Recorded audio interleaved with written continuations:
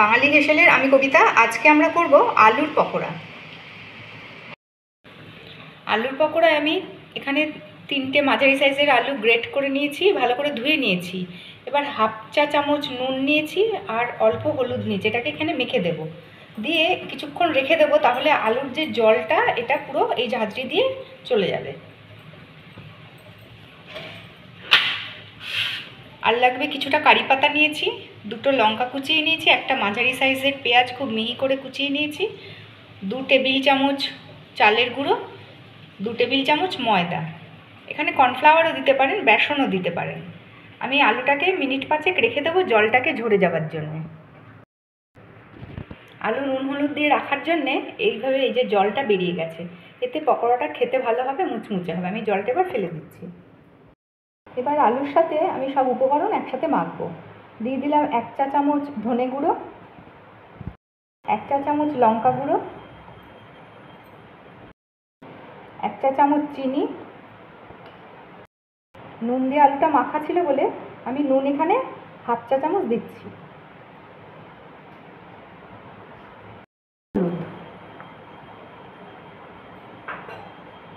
এবার দিয়ে দিলাম ময়দা, চালের গুঁড়ো, পেঁয়াজ,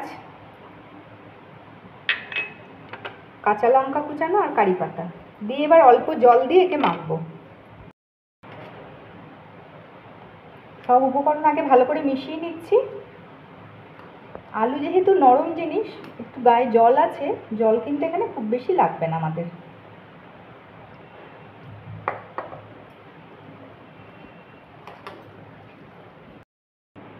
সব উপকরণ মিশিয়ে এরকম নরম করে মেখে নিলাম। খুব নরম যেন না হয়, খুব শক্ত যেন না হয়, জিনিসটা এরকম সুন্দর করে মাখা হয়েছে।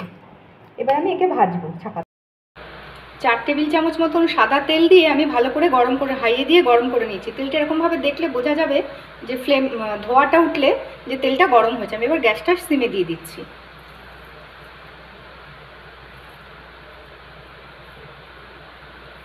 সুন্দর করে বড়ার আকারে ছাকা তেলে আমি ভেজে তুলব।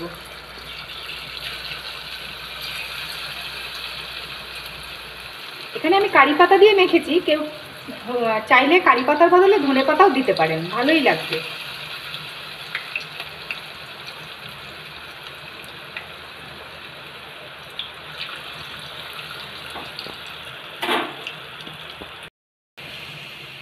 লো ফ্লেমে 1 পিঠ হয়ে যাওয়ার পরে আমি আঁচটা মাঝারি আঁচে দিয়ে উল্টে দিচ্ছি এগুলো।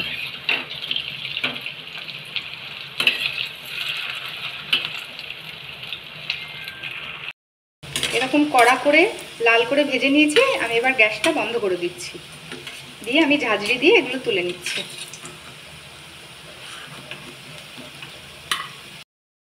এরকম লাল করে আমরা ভেজে তুলেছি। এটা আমি একটা ভেঙে দেখাচ্ছি, ভেতরটা কিন্তু নরম, একদম সুন্দর সেদ্ধ হয়ে গেছে আলুটা, সব পেঁয়াজ আর অথচ ওপরটা এরকম ক্রিস্পি মুচমুচে। এটা ভাতের সাথে, ডালের সাথে খাওয়া যায়, চা স্ন্যাক্সের হিসেবে খাওয়া যায়, খুব ভালো খেতে।